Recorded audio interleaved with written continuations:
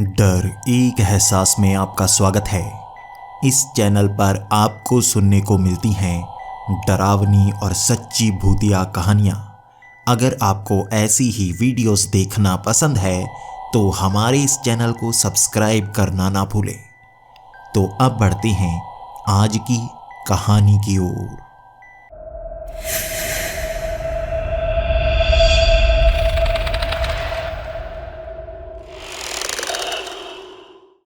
Hello दोस्तों, मेरी इस डायरी के पिछले कई केसेस आप सुन चुके हैं और मुझे माफ़ करिएगा, काफ़ी समय से मैं इस डायरी का कोई नया एपिसोड नहीं लेकर आया। लेकिन आज मैं आपको एक ऐसे केस की जानकारी देना चाहूँगा जिसने मुझे हिलाकर रख दिया था। मैं भी यकीन नहीं कर पा रहा था कि भरोसा करूँ तो किस पर करूँ। अहमदाबाद शहर में कत्ल हो रहे थे और पुलिस को समझ में नहीं आ रहा था कत्ल कर कौन रहा है। 3 बच्चों की मौत हो चुकी थी। 3 बच्चों को अगवा किया गया और उनका कत्ल कर दिया गया। मुझे जब फ़ोन पर यह जानकारी दी गई थी तो मैं भी घबरा सा गया था।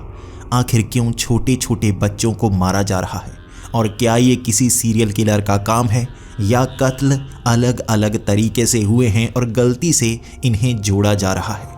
मुझे अहमदाबाद पहली ही फ्लाइट से पहुंचना था और वहां जाकर जब मैंने उन लाशों का मुआयना करना शुरू किया तो मैं समझना शुरू हो गया था ये कोई साधारण कत्ल नहीं है, ये किसी सीरियल किलर का काम ही हो सकता है। उन 3 लाशों में एक खास बात थी, उन्हें जहर देकर मारा गया था। हर बच्चे को 5 दिन पहले अगवा कर लिया गया। उसके बाद 5 दिन उसे किसी खुफिया जगह पर रखा गया और 5वें दिन बिना दर्द के उसे जहर देकर मार दिया गया। 3 बच्चों का कत्ल इसी तरह से हुआ था और शहर के अलग अलग हिस्सों से उन बच्चों को अगवा किया गया था। मैं सबसे पहले खास जानकारी चाहता था, वो बच्चे कहाँ पढ़ते हैं, उन तीनों में समानता क्या है, कौन सी ऐसी जगह है जहाँ पर वो तीनों जाते थे, मिलते थे। कोई तो ऐसी चीज़ होगी जो इन तीनों में समान होगी। लेकिन उस फाइल में एक भी चीज़ ऐसी नहीं थी। वो तीनों शहर के अलग अलग हिस्सों से अगवा किए गए थे। उनके परिवार अलग थे। हर कोई बच्चा दूसरे से बिल्कुल अलग था और मैं उनमें कोई समानता ढूंढ नहीं पाया। अब सारी जानकारी मुझे जाननी थी। मैंने कत्ल की तारीखों को समझना शुरू कर दिया। सबसे पहले बच्चे को 1 अगस्त को अगवा किया गया था। उसे 5 अगस्त को मरा पाया गया। उसकी लाश सड़क पर मिली थी। 11 अगस्त को फिर से बच्चे को अगवा किया गया। 15 अगस्त को फिर से उसकी लाश सड़क पर मिली थी।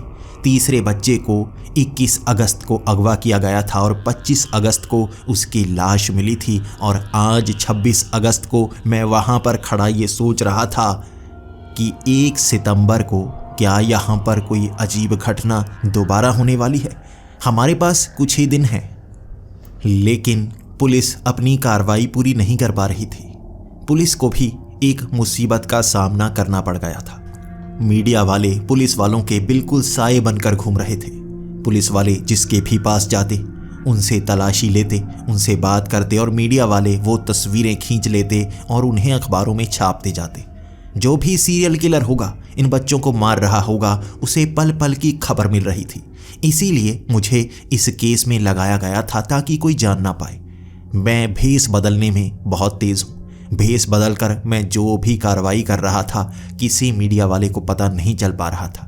मैं सबसे पहले उन तीनों बच्चों के पेरेंट्स से मिलना चाहता था। मुझे पता था 5 से 6 दिन ही हैं हमारे पास, उसके बाद एक और बच्चा अगवा होने वाला है। उससे पहले सब बच्चों में समानता ढूंढनी है। सबसे पहले माता पिता के मैं पास गया तो वो बताने के हालत में नहीं थे। वो रोए जा रहे थे, लेकिन उनसे जानना तो था आखिर उनका बच्चा पढ़ता कहाँ पर था, कैसे उसे अगवा कर लिया गया। क्योंकि वो रईस खानदान से थे, उनके पास बहुत पैसे थे। वो बच्चा गाड़ी से आया करता था। एक ड्राइवर गाड़ी में उस बच्चे को बिठा कर लेकर आया करता था, लेकिन उस दिन वो बच्चा गाड़ी में बैठा ही नहीं। वो स्कूल के अंदर तो गया था, लेकिन ड्राइवर वेट करता रहा। स्कूल के बाहर वो बच्चा निकला ही नहीं। उसके बाद वो ड्राइवर अंदर प्रिंसिपल से मिला था, लेकिन वो बच्चा कहाँ गया किसी को पता नहीं चला।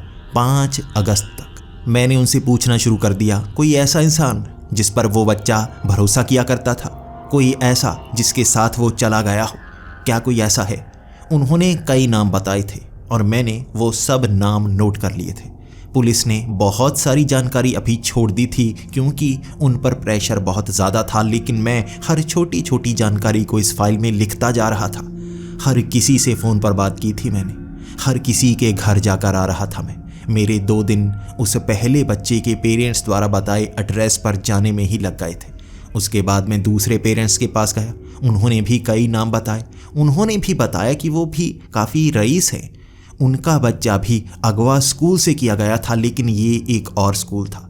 वो बच्चा स्कूल से बाहर निकला था, उसके बाद वो ऑटो से घर आया करता था। वो ऑटो में भी बैठा था, लेकिन उसके बाद कहाँ गया किसी को पता नहीं चला। मैं सीधा सबसे पहले ऑटो वाले के पास पहुंचने वाला था और मैं ऑटो वाले से ये पूछ रहा था कि उसने बच्चे को छोड़ा कहाँ। हर रोज़ वो ऑटो वाला उस बच्चे को घर छोड़ा करता था, तो उस दिन क्यों नहीं छोड़ा। उसे सख्ती से सवाल किए गए तो उसने बताना शुरू कर दिया कि वो बच्चा किसी लड़की के पीछे था। 10वीं क्लास का वो लड़का किसी और लड़की के पीछे था और उसी से मिलने के लिए उसने उस गार्डन का रास्ता चुना था। वो ऑटो वाले को कहकर गया था कि वो 15 से 20 मिनट में वापस आ जाएगा, लेकिन वो वापस आया ही नहीं। वो ऑटो वाला आधे घंटे तक वेट करता रहा था। उसने उस गार्डन में जाकर चेक भी किया था। मैंने सबसे पहले तो ये देखने की कोशिश की कि क्या वहाँ पर कैमरे लगे हुए थे, लेकिन नहीं, कैमरे नहीं थे तो ये और परेशानी थी। उसके बाद मैं उस लड़की से पूछताछ करने लगा क्योंकि वो उस लड़के से मिलने के लिए तो ज़रूर आई हुई थी। वो पहले तो मान नहीं रही थी और मैंने उसके पेरेंट्स के सामने ये बात कह दी थी कि क्या तुम गार्डन में घूमने के लिए गई थी। वो डरी हुई थी, उसे अपने घर वालों का डर था। और उसके बाद अकेले में ले जाकर जब मैंने उससे सख्ती से सवाल किया कि तुम्हारे पेरेंट्स को सब बता दूंगा, तुम्हारा उस लड़की से क्या चक्कर चल रहा था, अगर तुम्हारे पेरेंट्स को पता चला तो तुम्हारे लिए मुसीबत होगी। उस लड़की ने भी हल्की आवाज़ में बता दिया था, हाँ मैं उससे मिलने के लिए गई थी, लेकिन वो गार्डन में आया ही नहीं। मैं इंतज़ार करती रही। ये और बड़ी मुसीबत थी। वो ऑटो से उतरा था लेकिन उस लड़की के पास नहीं पहुंचा था। कोई था वहाँ पर जो उसे अगवा करके ले गया, और वो भी गार्डन के अंदर से जहाँ कोई कैमरे नहीं लगे हुए थे। मेरा एक दिन इस तफ्तीश में लग गया था और उसके बाद मैं तीसरे पेरेंट्स के पास गया जिनका बच्चा 21 अगस्त को अगवा हुआ था। रो रो कर उनका भी बुरा हाल था, लेकिन सवाल तो करने ही थे ना। ये कोई सीरियल किलर है, जैसे उनके बच्चों को मारा गया है और बच्चे भी मारे जा सकते हैं, इसलिए उन्हें जवाब तो देना ही था। इसमें एक समानता तो मैंने ढूंढ ली थी। ये तीसरा परिवार भी अमीरों का परिवार था। उनका बच्चा ट्यूशन में पढ़ने के लिए गया हुआ था और उसके बाद जब ट्यूशन टीचर से पूछा गया तो वो ट्यूशन में पहुंचा ही नहीं था। वो पहले ही गायब हो चुका था और उसका भी कोई सबूत नहीं मिल पाया था। उसकी लाश भी सड़क पर पाई गई थी। उसे जान पहचान वाला जिस पर वो भरोसा किया करता, हर किसी का नंबर ले लिया था, फ़ोन पर बात कर ली थी, सख्ती दिखा दी थी, लेकिन तीनों में कोई समानता नहीं। कैसे रास्ते पर से बच्चों को गायब कर दिया गया और किसी ने देखा तक नहीं, वहाँ कोई कैमरा तक नहीं लगा था। ये कोई बहुत ही चालाक कातिल था जो बच्चों को मार रहा था और दिन बीतते जा रहे थे। 1 सितंबर, कोई और अगवा हो सकता है, सबको डर ये था। अगले 2 दिनों तक मैं कोई खास नया सबूत ढूंढ नहीं पाया था, कोई समानता ढूंढ नहीं पाया था। हर जगह मैं घूमता जा रहा था और प्रेशर तो इस चीज़ का था कि 1 सितंबर आ रही है। 1 सितंबर भी आई। उसके बाद जितने भी अमीर लोग थे जिनके बच्चे स्कूल में पढ़ रहे थे, हर किसी को कह दिया गया था उस दिन स्कूल में छुट्टी ही कर दी जाए, कोई बच्चा बाहर ना निकले। लेकिन वो लोग बात नहीं मान रहे थे। उनके पास सिक्योरिटी थी, लेकिन यहाँ बहुत सारे अमीर लोग हैं, वो किसी भी बच्चे का अपहरण कर सकता था। और पूरा दिन निकल गया, कहीं से कोई खबर नहीं मिली कि किसी बच्चे का अपहरण किया गया है। एक पल के लिए लगा था मुसीबत शायद टल गई है, शायद उसने किसी का अपहरण नहीं किया। और शाम के वक्त फ़ोन आ गया था। एक बच्चे को एक जगह से उठाने की वारदात लोगों के सामने आई थी।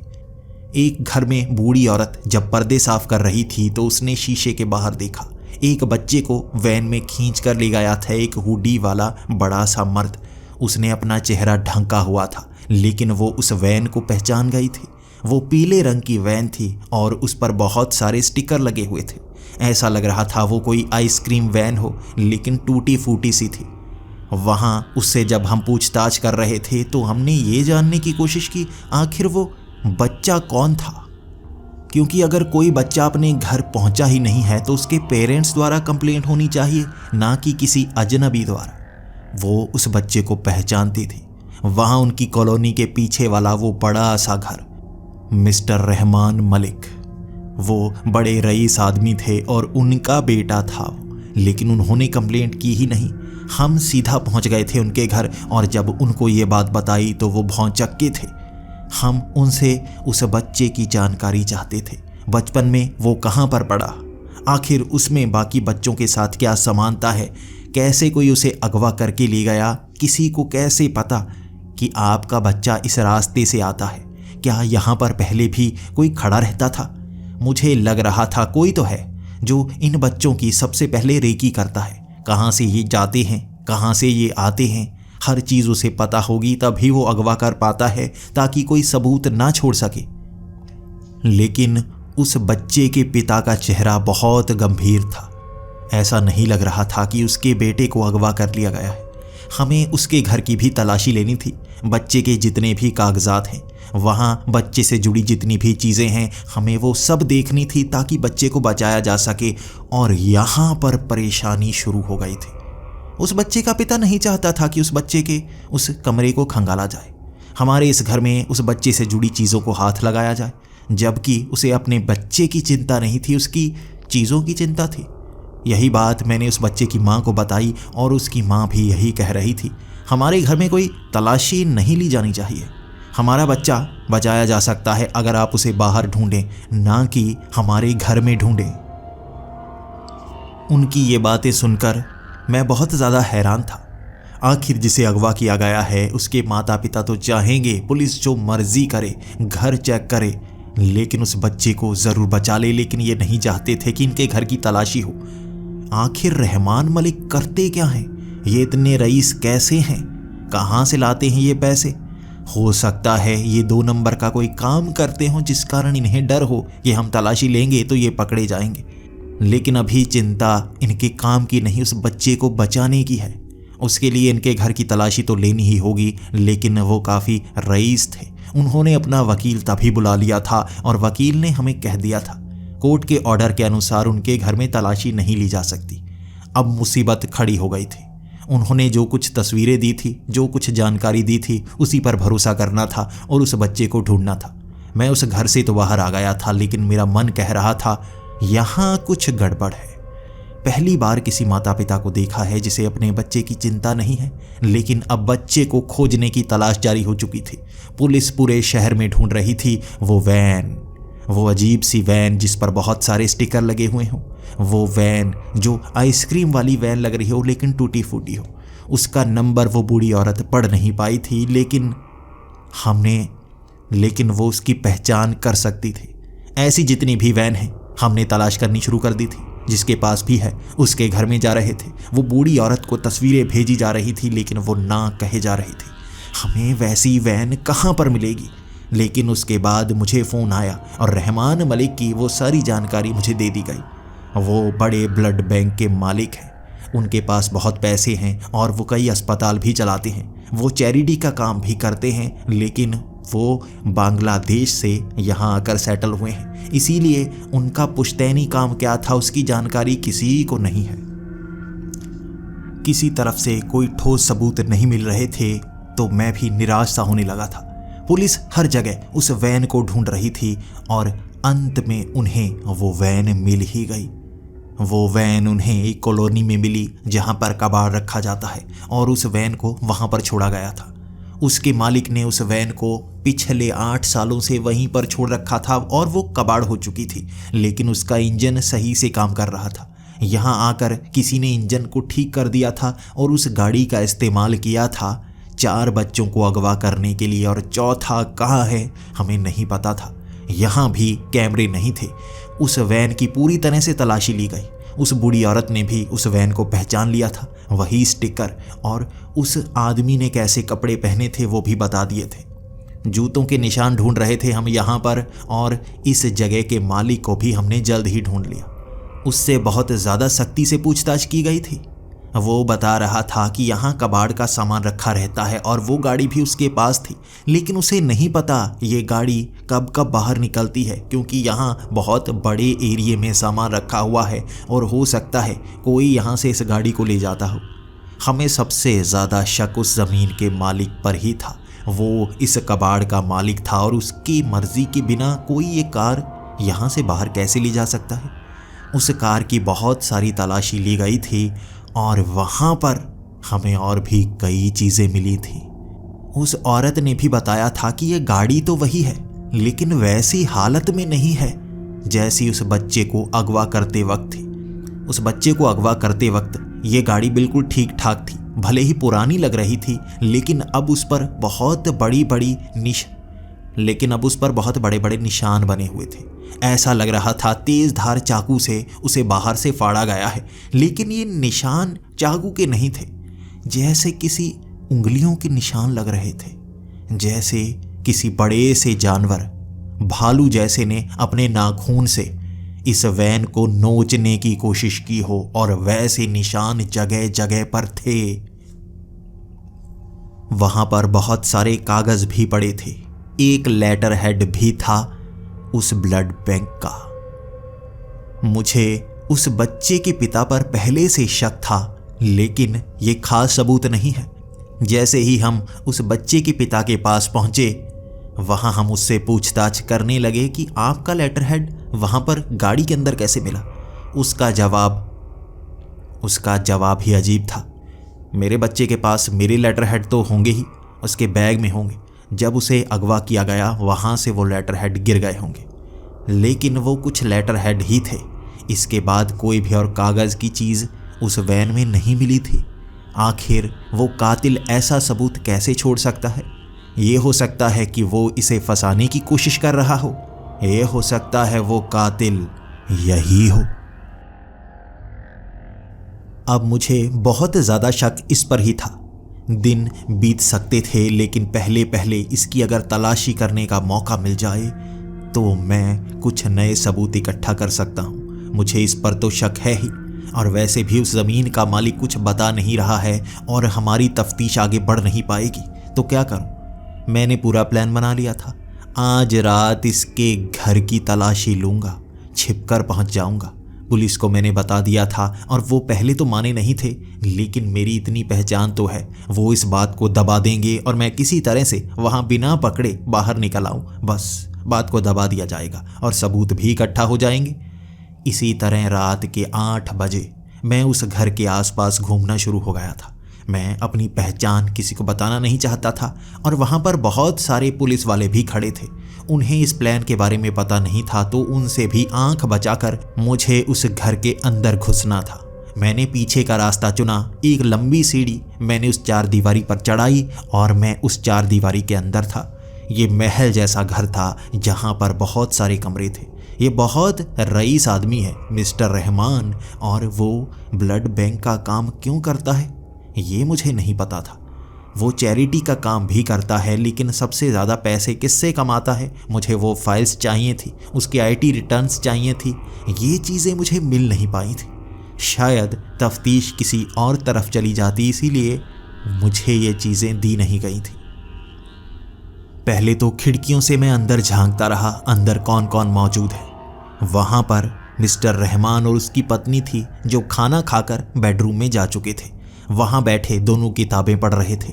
उस खिड़की को देखकर मैं दूसरी खिड़की से उस घर के अंदर जाने की कोशिश करने लगा, लेकिन खिड़कियाँ बहुत ज़ोर से बंद की गई थी और उसे बिना आवाज़ किए खोला नहीं जा सकता था। तो मैंने एक और रास्ता चुना। ऊपर चिमनी से इस घर के अंदर जाया जा सकता है। मैं बिल्कुल ऊपर तक पहुंच गया था, वो भी बिना आवाज़ किए। उस चिमनी के रास्ते जैसे जैसे मैं नीचे उतरने की कोशिश करता रहा, मुझे पता चला उनकी चिमनी में चमगादड़ कितने ज़्यादा थे। वो चिमनी चमगादड़ों से भरी पड़ी थी। कभी एक जगह इतने ज़्यादा चमगादड़ नहीं देखे मैंने। कुछ चमगादड़ों ने मुझे काटा, लेकिन मैं उस चिमनी के सहारे नीचे पहुंच गया बिना आवाज़ किए। मैं घर के अंदर था और अब घर के बाहर निकलने के लिए रास्ता कोई और चुनना था। अंदर से ये घर रईसों वाला था। बस एक चीज थी जो बहुत अजीब थी। इस घर में अंदर भी बहुत सारे चमगादड़ जो छत पर लटके हुए थे। कई जगह हिलते हुए वो चमगादड़ और उनकी नीली आंखें मुझे डरा रही थी। मैं धीरे धीरे नंगे पांवों चलता हुआ हर कमरे में गया और चमगादड़ तो हर जगह थे। उसके बाद मैं सीढ़ियां उतरकर नीचे पहुंचा। नीचे उस बच्चे का कमरा था और वहां और भी कई कमरे थे जहां से अजीब रंग बिरंगी रोशनियां निकल रही थी। सबसे पहले तो मैं उस बच्चे के कमरे में गया। जैसे ही मैं उस बच्चे के कमरे में गया, वहां ऐसी चीज़ें नहीं थी जो एक बच्चे के कमरे में होनी चाहिए। वहां बहुत सारे हथियार पड़े थे। वहां तलवार पड़ी थी, कुछ खंजर पड़े थे, वहां दांत पड़े थे, वहां खून की छोटी छोटी बोतलें पड़ी थी। मैंने उस बच्चे की कई अलमारियों को देखा। मैंने उस फ्रिज में देखा खून की बोतलें। अगर वो ब्लड बैंक चलाता भी है तो घर में इस तरह खून कौन रखता है? मैं समझ नहीं पा रहा था और मेरा दिमाग बड़ी तेजी से चलना शुरू हो गया था। मैं इसे भी केस के साथ जोड़ने की कोशिश तो कर रहा था, लेकिन ये किस्सा जुड़ नहीं पा रहा था। इससे इस केस में कुछ भी साबित नहीं किया जा सकता। इसे बस ये साबित करने के लिए इस्तेमाल किया जा सकता है कि ये परिवार पागल है, लेकिन कातिल है ये साबित नहीं किया जा सकता। उस बच्चे की अलमारियां, बेड के नीचे भी मैं देख रहा था खंजर, हथियार, खून, यही चीजें थी। और चमगादड़, वो तो हर जगह, इस बच्चे के कमरे के अंदर भी। क्या है यहाँ जो इतने सारे चमगादड़ हैं? मैं जान नहीं पा रहा था। इसके बाद वो रंग बिरंगी लाइटें जिन कमरों से निकल रही थी, मैं उस तरफ चल पड़ा। मैं जब उस कमरे में पहुंचा तो वहां अजीब अजीब सी मशीनें पड़ी थी। उन मशीनों से अलग अलग रंग की रोशनियां निकल रही थी। एक मशीन गोल मर्तबान जैसी थी। उसमें एक कंकाल लटक रहा था, लेकिन वो कंकाल ना तो असली इंसानी कंकाल था, ना वो प्लास्टिक थी। वो नरम हिस्से थे लेकिन हड्डी जैसे। वो ऐसा लग रहा था किसी मरे हुए इंसान की हड्डियां नहीं, जिंदा इंसान की हड्डियां हों जो नरम थी। यहां पर चल क्या रहा है? क्या कर रहा है ये इंसान? वहां बहुत सारी और चीजें थी। चमगादड़ भी वहां पर मौजूद थे, नीली आंखों वाले चमगादड़। ऐसे चमगादड़ यहां पर पाए नहीं जाते, ये विदेशों में पाए जाते हैं। वहां एक चमगादड़ मरा पड़ा था। उसे उठाकर मैंने देखा। उसका शरीर अजीब सा था। उस पर कई इंजेक्शन के निशान बने हुए थे, छेद हर जगह, उसके परों में, उसके पेट में, उसके सर पर भी ऐसे निशान बने हुए थे। उसके बाद वहां और बड़ी चीज़ों को देखने लगा, खंजर, हथियार, लेकिन यहाँ एक भी बंदूक नहीं थी। तलवारें, छोटे छोटे खंजर, चाकू, तीर कमान, ऐसी चीज़ें यहाँ पर भरी पड़ी थी और खून के धब्बे ज़मीन पर। वहाँ आगे बेसमेंट में जाने का रास्ता था। मैं उस तरफ चल पड़ा था। वहाँ नीचे से कोई आवाज़ें सी आ रही थी। ऐसा लग रहा था जैसे नीचे कोई चीज़ हो जो चल रही थी। अजगर, सांप जैसी चीज़ जो थोड़ा थोड़ा घिसट रही थी, आवाज़ें कर रही थी। ऐसा भी हो सकता है उस बच्चे को यहाँ पर कैद करके रखा गया हो और वो घिसट कर बचने की कोशिश कर रहा हो। ये केस यहीं पर सुलझ जाता अगर मैंने वो दरवाज़ा खोल लिया होता। मैं हाथ बढ़ा चुका था, मैंने दरवाज़ा खोलने की कोशिश की और रहमान मलिक पीछे पहुंच गया। पीछे से आवाज़ लगाई, यहाँ कौन है? चोर, इस घर में क्या कर रहे हो तुम? मैंने अपना मुंह पीछे घुमाया और उसने मेरा चेहरा पहचान लिया। अरे डिटेक्टिव, आप यहाँ पर क्या कर रहे हो? बिना मेरी मर्जी के इस कमरे में आने की आपने हिम्मत कैसे की? अब मैं भी जान गया था कि मैं उस पर रोब मार सकता हूँ, तो मैंने भी कह दिया। ये केस सुलझा लिया गया है। यहाँ बेसमेंट में उस बच्चे को छिपा कर रखा है और तुम्हें लगता है हम बेवकूफ़ हैं जो पकड़ नहीं पाएंगे? तो उसने भी गुस्से में आकर कह दिया, मेरा बच्चा, तुम्हें लगता है मैंने उसे अगवा किया है और यहाँ पर कैद करके रखा है? तुम्हें लगता है 5 दिन बाद उसे मैं मारने वाला हूँ? मैं अपने बच्चे से बहुत प्यार करता था, मैं अपने बच्चे को कभी नहीं मार सकता। मैं भी अब रोब मार कर कह रहा था, सबूत तो सामने है। यहाँ क्या एक्सपेरिमेंट चल रहा है? ऐसे एक्सपेरिमेंट को देखकर कोई भी कह सकता है कि यहीं पर उस बच्चे को रखा गया है और तुम कातिल हो। ऐसे सनकी ही तो सीरियल किलर होते हैं। वो बहुत गुस्से में था और उसने फ़ोन घुमाया सीधा कमिश्नर को। यहाँ पर मेरे घर में घुसपैठिया घुस आया है और वो आपका डिटेक्टिव है। मुझे लगता है आपको कार्रवाई करनी चाहिए और पुलिस यहाँ भेजनी चाहिए। जो पुलिस बाहर थी वो जल्दी से यहाँ पहुँच गई। वो पुलिस वाले मुझे जानते थे, मैं डिटेक्टिव हूँ, केस इसी तरह सुलझाता हूँ, लेकिन वो जोर लगाने लगे थे कि मैं नीचे नहीं जा सकता। रहमान मलिक नहीं चाहते थे मैं उस दरवाजे को खोलूं और बेसमेंट में पहुंच जाऊं, लेकिन उस बेसमेंट में कुछ तो है जो इस केस को सुलझा सकता था। कोई नहीं माना। कमिश्नर का फ़ोन मुझे आया कि मैं अभी उस घर से निकलूं। मैं चाहता था कि मैं नीचे चला जाऊं। मैं कह रहा था कि सुलझ सकता है, मुझे नीचे जाने दो। वो माने नहीं। बिना वारंट के किसी के घर में घुसा नहीं जा सकता, और कोई भी ऐसी चीज़ अब तक मिली नहीं है जिससे वो कातिल साबित हो जाए। मुझे उस घर से बाहर आने का मलाल था, लेकिन मुझे पूरा शक रहमान मलिक पर था। वही कातिल हो सकता है, लेकिन बाकी बच्चों को मारने के बाद अपने बच्चे को मारने की कोशिश क्यों की होगी उसने? मैं उस घर से तो बाहर आ गया था, लेकिन वो घर मेरी सोच से बाहर नहीं निकल पा रहा था। मैं अपने घर पहुंचा तो खाना खाने तक का मन नहीं था। मैं सोचे जा रहा था और तभी मुझे फ़ोन आया। उस ज़मीन का मालिक, उस कबाड़ खाने का मालिक खास मुझसे बात करना चाहता था। फ़ोन पर उसने कहा, आप यहाँ आ जाइए, मैं आपको कुछ बताना चाहता हूँ। ये बात को गुप्त ही रखिएगा, किसी को बताइएगा मत। मैं आपको बताना चाहता हूँ, मुझे किसी पर शक है, लेकिन आप अकेले आइएगा। मैंने अपनी गाड़ी उठाई थी और मुझे लग रहा था सबूत अब तो मिलेगा कोई। मैं जैसे ही उस कबाड़ खाने में पहुंचा, मैं सीधा उसके ऑफिस में जा रहा था। मैं उसके ऑफिस में पहुंचा और उसका गला रेता जा चुका था और वो मरने की कगार पर तो था, लेकिन अभी मरा नहीं था। वो कुछ बोल नहीं सकता था और वहां पर मैंने एम्बुलेंस को कॉल कर दिया। कातिल जो भी है वो जान गया था कि मुझे वो आदमी कुछ बताने वाला है। शायद वो उसे मार गया होगा, लेकिन कुछ तो बताए। वो मरने की कगार पर था और एम्बुलेंस बहुत ज़्यादा दूर। वो बार बार इशारा किए जा रहा था अपने उस ऑफिस में लगे उस बोर्ड की तरफ। वहाँ बहुत सारी चीज़ें लगी हुई थी, उसके घर की चीज़ें, उसकी तस्वीरें, वहाँ काम के कागजात, बहुत सारी चीज़ें लगी हुई थी और वो उंगली किए जा रहा था एक तरफ। मैं वहाँ पर तस्वीर ढूंढ रहा था रहमान मलिक की। ये उस तरफ इशारा कर रहा है ना, वो मार कर गया है ना। मैंने उससे कई बार पूछा, रहमान मलिक क्या तुम्हें वो मार कर गया है? उसने अपना सर हिलाया और ना में इशारा किया, लेकिन वो उस बोर्ड की तरफ इशारा करता रहा। गला रेता होने के कारण वो बोल नहीं पा रहा था और एम्बुलेंस पहुंचने तक उसकी मौत हो चुकी थी। वो मर तो गया था, इशारा सिर्फ बोर्ड की तरफ करके गया था। वहाँ मैं बहुत सारी चीज़ें ढूंढ रहा था, कोई ऐसी चीज़ जो रहमान मलिक को फंसा दे। उसने आखिरी इशारा किया है। वहाँ कुछ तस्वीरें थी, उसके परिवार की तस्वीरें। वहाँ कुछ आर्टिकल लगे हुए थे। मैं उसको देखकर ये पता करने की कोशिश कर रहा था किस तरफ इशारा कर सकता है वो, कौन सी कड़ी जुड़ी है इसमें, कौन मार कर गया है इसे। यकीनन ये कातिल ही होगा। वहाँ पुलिस की भीड़ लग चुकी थी। उस लाश को ले जाने का काम चल रहा था। मेरे इशारों की तरफ सबका ध्यान था। वहाँ पर रहमान मलिक भी मौजूद था।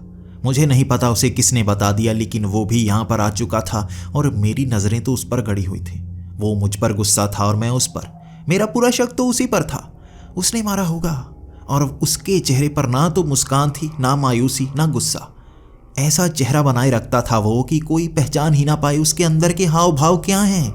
फिर से यहाँ पर वो इसी तरह से खड़ा था, सख्त, मेरी तरफ चेहरा घुमाए हुए, और मैं उस बोर्ड की तरफ देख रहा था और पुलिस वालों को बता रहा था।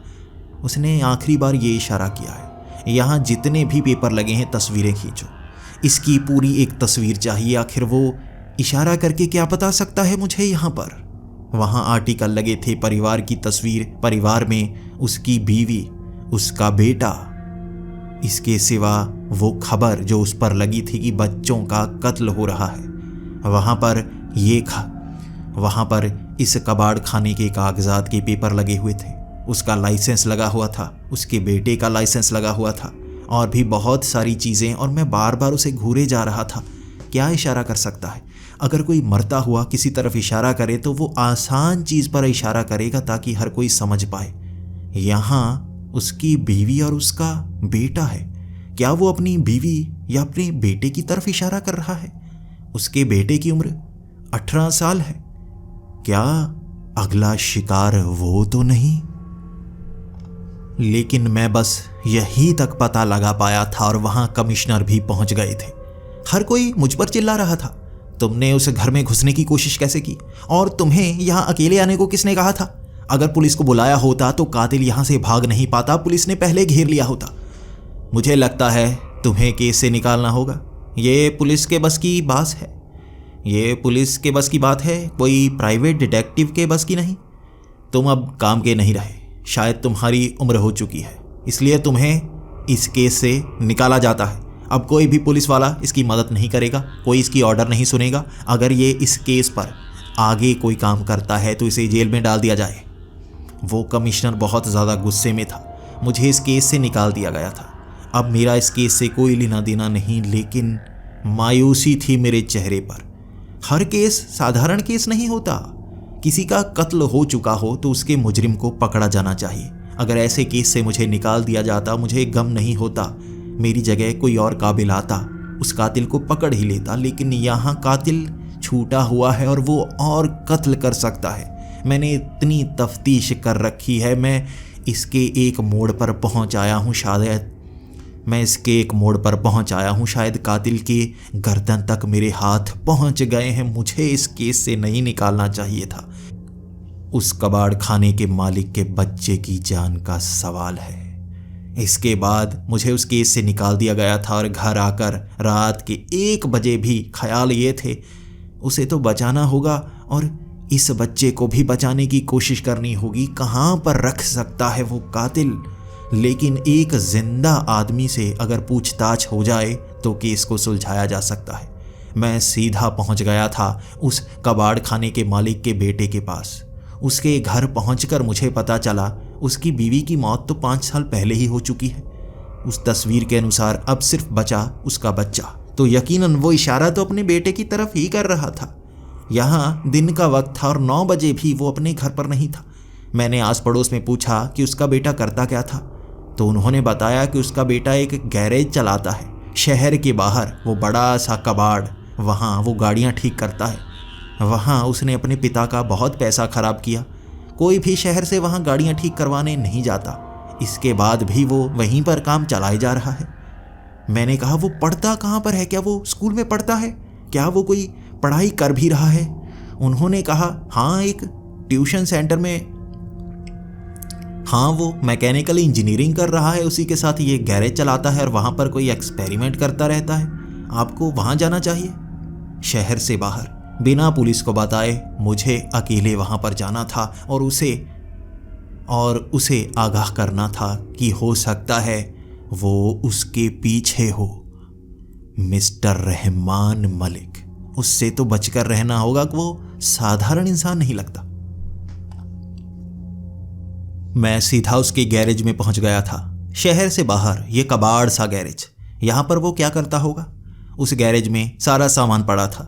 2-3 टूटी फूटी गाड़ियाँ पड़ी थी वहाँ, और सामान गाड़ियों को ठीक करने का था। लेकिन उस कबाड़ खाने के मालिक का बेटा वो यहाँ पर मौजूद नहीं था। उसे मैं बहुत देर ढूंढता रहा। ये बहुत बड़ी ज़मीन उन्होंने खरीद रखी थी, यहाँ पर भी वो कबाड़ खाना बना सकते थे। लेकिन उसके बेटे ने यहाँ पर ये गैरेज बनाने की सोची।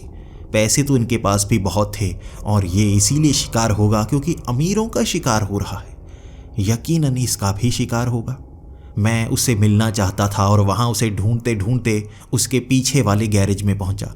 वहाँ वो बड़ा सा हॉल बनाया हुआ था जहाँ बहुत सारा कबाड़ का सामान पड़ा था। वहाँ बहुत सारे हथियार से रखे हुए थे। वहाँ रॉड पड़ी थी। वहाँ पुराने ज़माने की तलवारें पड़ी थी जो जंग खा चुकी थी। लेकिन वहाँ मिट्टी का एक कण तक नहीं था। सफाई तो यहाँ हर रोज़ होती है। इसके बाद मैंने आवाज़ें लगाना शुरू कर दिया और वो लड़का भागता हुआ पीछे से बाहर आया। वो घबराया हुआ सा लग रहा था। मैंने उससे बात करना शुरू कर दिया। मैं डिटेक्टिव हूँ, तुम्हारे पिता का कत्ल हो चुका है, मुझे पता है तुम गम में होगे, लेकिन उससे भी ज़्यादा बड़ी परेशानी है। वो कातिल अब तुम्हारे पीछे पड़ने वाला है। मुझे लगता है अगला नंबर तुम्हारा है। उसने भी कहा, हाँ सर, मुझे भी यही लगता है। मैं कब से इस केस पर काम कर रहा हूँ। मैं आर्टिकल्स ढूंढता रहता हूँ। मुझे डर है, शायद मैं उसे जानता हूँ जो कातिल है। चलिए मेरे साथ। वो गैरेज में नीचे बने बेसमेंट में मुझे ले गया। मुझे नहीं पता था यहाँ पर बेसमेंट भी मौजूद है। वहाँ पर उसने बड़े से कमरे बना रखे थे और एक कमरे में उसने एक बोर्ड लगा रखा था। वहाँ हर कत्ल हुए बच्चे की तस्वीर टंगी थी, आर्टिकल टंगे थे जो अखबारों में थे। वहाँ वो बच्चे की समानताएं जोड़ रहा था और उसने मुझे ऐसी समानता दी जो सोच में ही नहीं आई थी। ये जितने भी बच्चे थे जो अमीरों के घर में थे, पहले ये सब परिवार थोड़े गरीब ही हो गए थे। ये एक बस्ती में रहना शुरू हो गए थे। सब परिवार आस पड़ोस में रहते थे और ये बात किसी ने बताई तक नहीं। भले ही बच्चे एक दूसरे को नहीं जानते थे, लेकिन सब माँ बाप ज़रूर एक दूसरे को जानते थे। ये एक ऐसी कड़ी थी जो मेरे दिमाग में आई ही नहीं। इन पेरेंट्स के बच्चों को अगवा किया जा रहा है। हो सकता है उस बस्ती में रहने के कारण इनसे बदला लेने की कोशिश हो रही हो। तो उस बस्ती में और कौन कौन रहा था? उसने कहा, हम भी तो पहले उस बस्ती में रहते थे, हमने भी बाद में तरक्की की है। जितने भी परिवार हैं उस बस्ती से निकले हैं, उनसे बदला लिया जा रहा है। तो मैंने कहा, लेकिन तुम्हारे पिता से क्यों बदला लिया गया? तुमसे बदला लेना चाहिए था ना। तुम्हारे पिता को क्यों मारा? उन्हें क्या पता चल गया था? तो उसने कहा, आपको इस बेसमेंट के पीछे वाले कमरे में जाना होगा, आपको उसकी सबूत भी दिखाता हूँ, उसके सबूत, चलिए मेरे साथ। मैं उसके साथ भागता हुआ पीछे वाले कमरे में गया। वहाँ बहुत सारे हथियार पड़े थे, बहुत सारी चीज़ें पड़ी थी। उसने एक बक्से की तरफ इशारा किया। वो बक्सा, मेरे पिता ने वो बक्सा खोला था, उन्हें पता चल गया था कातिल कौन है। मैंने कहा, क्या है उस बक्से में? उसकी ज़बान कांप रही थी, वो बोल नहीं पा रहा था। मैं डरता हुआ उस बक्से के पास गया। जब मैंने उस बक्से को खोला, उसमें सब बच्चों का सामान रखा हुआ था। वो बच्चे जिन्हें अगवा किया गया था। एक एक करके उस सामान को मैं उठाता गया और सोचता गया, मतलब समझा नहीं, इसे देखकर उन्हें क्या पता चल गया था। पीछे से वो लोहे की रॉड मेरे सर से टकराई और मैं कब बेहोश हो गया मुझे नहीं पता। वो असहनीय दर्द मेरे सर पर हुआ था। मुझे कुछ समय बाद जब होश आया, मैं एक काली कोठरी के अंदर था। मेरे हाथों को बांधा गया था, मुझे टांगा गया था दीवार के ऊपर।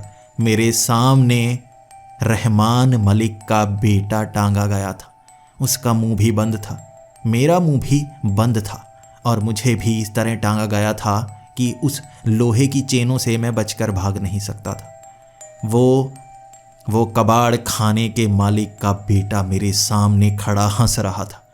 वो हंसी किसी साधारण बच्चे की नहीं थी। वो हंसी बता रही थी कातिल कौन है। उसने मेरे मुंह से पट्टी हटा दी और मुझसे सवाल करने शुरू कर दिए। मुझे पता है सवाल आपके पास बहुत होंगे और मुझे बहुत मज़ा आएगा सवालों का जवाब देने में। बच्चों को सवालों के जवाब देते देते मेरा मन बहल नहीं रहा था। ये भी सवाल पूछता है, इसके मैं जवाब देता हूँ, लेकिन आपके सवालों के जवाब देकर बहुत मज़ा आएगा। आपको तो बड़ा डिटेक्टिव कहा जाता है। मैंने तो आपको भी बेवकूफ़ बना दिया, आप भी पता नहीं कर पाए कातिल कौन है। मैंने बताया आपको। अब आप भी मरेंगे और किसी और को बता नहीं पाएंगे, क्योंकि आपने किसी और को बता दिया तो मैं जिंदा कैसे रहूँगा। इसके बाद उसने मेरे मुंह से पट्टी हटा दी थी और मैंने सवाल किया था, क्यों, तुमने बच्चों को क्यों मारा? तो उसने कहा, हाँ मारना ही तो था। इनके परिवार वालों ने हमारी उस बस्ती से तरक्की की, कहाँ तक पहुँच गए। और मेरा बाप कबाड़ खाना चलाता है। उस कबाड़ खाने की हर चीज़ से मुझे नफरत थी। मैं तो एक मैकेनिकल इंजीनियर बनना चाहता था, अमीर, जहाज़ बनाता, लेकिन मेरा बाप उस कबाड़ में गड़ा रहा। मैं वहाँ से कबाड़ का सामान यहाँ लेकर आता, चीज़ें बनाता। वो नई गाड़ी तैयार कर दी थी मैंने और उसी में तो बच्चों को अगवा किया। वो सब मेरे दोस्त थे, बड़ी आसानी हुई उन्हें बहलाने में। वो पार्क में उस बच्चे को वहाँ से बड़ी आसानी से निकाल लाया मैं, गाड़ी में बिठाकर।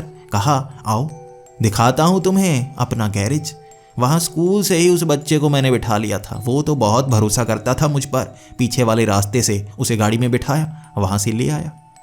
इसे भी घर के सामने से उठा रहा था, लेकिन बुढ़िया देख गई मुझे। मैंने कपड़े पहने थे तो बच गया, लेकिन वो कबाड़ की गाड़ी, तुम मेरे बहुत करीब पहुंच गए थे लेकिन पता नहीं कर पाए। तभी मैंने उससे कहा, हाँ इसीलिए तुमने वहां पर वो लेटर हेड फेंका था ना, वो ब्लड बैंक का। तो वो कहने लगा, मैं क्यों फेंकूंगा, मैं कोई सबूत नहीं छोड़ता, उस बच्चे का हर सामान यहाँ पर है। मैंने कहा, तो उस वैन को तबाह करने की कोशिश क्यों की तुमने?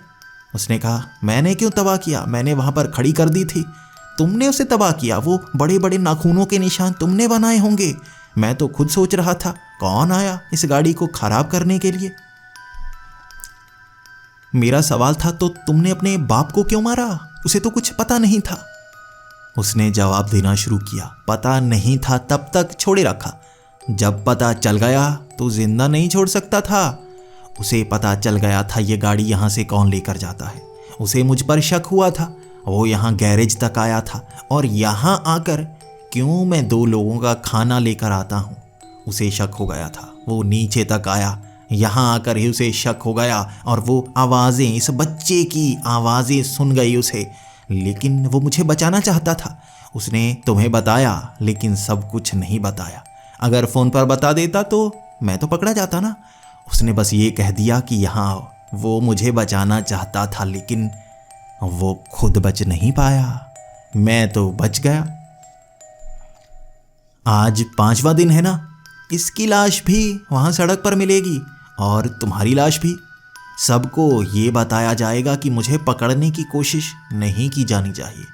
मेरे शिकार अब बहुत कम बचे हैं, उस बस्ती में बहुत कम बच्चे हैं जो तरक्की कर चुके हैं, जिनके परिवार वाले अमीर हो चुके हैं, तो उन्हें तो ढूंढ कर मार ही दूंगा। अब कुछ महीने मुझे शांत रहना होगा ताकि पकड़ा ना जाऊं। यकीनन कोई पकड़ तो पाएगा नहीं और तुम लोग यहाँ से निकलने वाले तो हो नहीं, तो मरने को तैयार हो जाओ। इंजेक्शन तैयार है, दोनों को लगेंगे, दर्द नहीं होगा, फिक्र मत करो, दर्द नहीं होगा। वो इंजेक्शन तैयार कर रहा था और इन बेड़ियों से निकलने की कोशिश नाकाम थी। मैं पूरा जोर भी लगा देता, इन बेड़ियों को तोड़ नहीं पाता। मेरे सामने वो लड़का भी आंखों से आंसू बहा रहा था। मौत तो हम दोनों की होने वाली थी और यहाँ तक कोई पहुँच नहीं पाता। किसी को नहीं बताया था मैंने ये गलती कर दी थी। ये कातिल होगा कभी सोचा भी नहीं था। अरमान मलिक पर शक करता रहा और वो तो बेगुनाह था, कातिल तो ये था। वो इंजेक्शन लेकर मेरी तरफ बढ़ रहा था, लेकिन तब वहाँ पर जो हुआ वो हैरानीजनक था। अरमान मलिक वहाँ नीचे पहुँच आया था और उसका रूप साधारण नहीं था। उसका शरीर बड़ा हो गया था, उसका चेहरा बड़ा हो गया था, उसकी आंखें बड़ी लाल और बड़े बड़े दांत। वहाँ उस कबाड़ खाने के मालिक का बेटा उससे लड़ने की कोशिश तो कर रहा था, लेकिन 2 ही झटकों में उसने उठा के उसे दीवार पर दे मारा था। उसका शरीर तड़प रहा था। वो कोई साधारण इंसान नहीं बल्कि एक बड़ा सा पिशाच था जिसके बड़े बड़े पंख निकल आए थे। उस लड़के को उसने बड़ी आसानी से पटक पटक कर वहाँ बहुत ज़्यादा जख्मी कर दिया था। वो उठ नहीं सकता था और उसके बाद वो घूरती हुई आंखें मेरे करीब आईं। वो मुझे इस तरह से घूर रहा था और उसकी शक्ति देख मैं जान गया था मेरे शरीर के वो 2 हिस्से कर देगा और मुझे पता तक नहीं चलेगा। लेकिन उसने मेरी बेड़ियां खोल दी थी और उसके बाद उसने बेड़ियां खोली अपने बेटे की। उसने अपने बेटे को और मुझे आज़ाद कर दिया था और अपने साधारण शरीर के रूप में आ गया था। मेरी तरफ देखता हुआ वो अपने बेटे को बाहर ले चला था और मैंने वहाँ सवाल यही किया था, क्या मैं जो देख चुका हूँ वो सही है या नहीं? आखिर तुम हो कौन? उसने मुझे वहाँ वो जवाब दिए जो शायद वो किसी को नहीं देना चाहता था। तुम्हें क्या लगता है हम तुम्हारे साथ ही रहते हैं, सिर्फ कहानियों में ही नहीं सच्चाई में भी? तुम्हें क्या लगता है मैं ब्लड बैंक क्यों चलाता हूँ? वो घर पर मिले खून की बोतलें क्यों रखी थी? वो चमगादड़ घर में क्यों रहते हैं? तुम्हें तो वहीं पर पता चल जाना चाहिए था। मुझे शक था और जो नीचे वाले बेसमेंट में था वो मेरा बेटा नहीं था। वो हमारे एक्सपेरिमेंट है। हम जिंदा रहने के लिए कुछ करना चाहते हैं ताकि लोगों का शिकार ना करना पड़े। इसीलिए ब्लड बैंक का खून आसानी से पिया जा सकता है। मेरा बेटा पूरी तरह से वैम्पायर बना भी नहीं है, वो अभी भी पूर्ण पिशाच नहीं है जब तक 18 साल का नहीं हो जाता। अगर वो 18 साल का होता तो तुम्हें क्या लगता है ये लड़का उसे अगवा कर पाता? मौत के घाट उतार दिया होता उसे। मैंने ही वो वैन को फाड़ने की कोशिश की थी क्योंकि मेरा गुस्सा उबाल ले रहा था। मैं उसे ढूंढ नहीं पा रहा था, इसीलिए नोच डाला था उसे। लेकिन तुमने वो काम कर दिया जो मैं भी नहीं कर पा रहा था। मैं अपने बच्चे को सूंघ कर ढूंढ लेता, लेकिन इसने बेसमेंट में रखा था, इसलिए मैं ढूंढ भी नहीं पा रहा था। लेकिन जब मैं तुम्हारे पीछे गया, मैं जानता था तुम ढूंढ लोगे। इसने तुम्हें यहाँ नीचे बुलाकर फंसाया और मैं भी तुम्हें सूंघता सूंघता यहाँ तक पहुँच आया। शायद थोड़ी देर कर दी मैंने, अगर और देर की होती तो तुम भी मर चुके होते। अब इस बात को अपने मन में ही दबाए रखना, हम वेजिटेरियन पिशाच हैं, किसी को मारते नहीं और मजबूर भी मत करना ऐसे करने के लिए। ये कहकर रहमान मलिक अपने बेटे को लेकर उस बेसमेंट से बाहर निकल आया था और मैं बाहर निकलते ही पुलिस को फ़ोन लगा चुका था। पुलिस वहाँ पर पहुँच गई और उस कबाड़ खाने के मालिक के बेटे को पकड़ लिया गया। सारे सबूत यहाँ पर थे, गवाह यहाँ पर मौजूद था, अरमान मलिक। वो भी मेरी तरफदारी कर रहा था कि मैंने ढूंढा है उसे। वहाँ कमिश्नर भी पहुँच गए थे और 100 से ज़्यादा पुलिस वाले तालियां बजा रहे थे। इस केस को सुलझा लिया गया था और 3 बच्चों के कातिल को भी पकड़ लिया गया था। ये केस बहुत अजीब था। यहाँ बहुत ऐसी चीज़ें थीं जो मैंने सबको नहीं बताई। उस पिशाच की जानकारी मैंने कभी किसी को नहीं बताई और रहमान मलिक को आज भी लोग एक रईस मानते हैं जो ब्लड बैंक चलाता है। लेकिन क्यों चलाता है, किसी के पास जवाब नहीं है। मेरे पास है।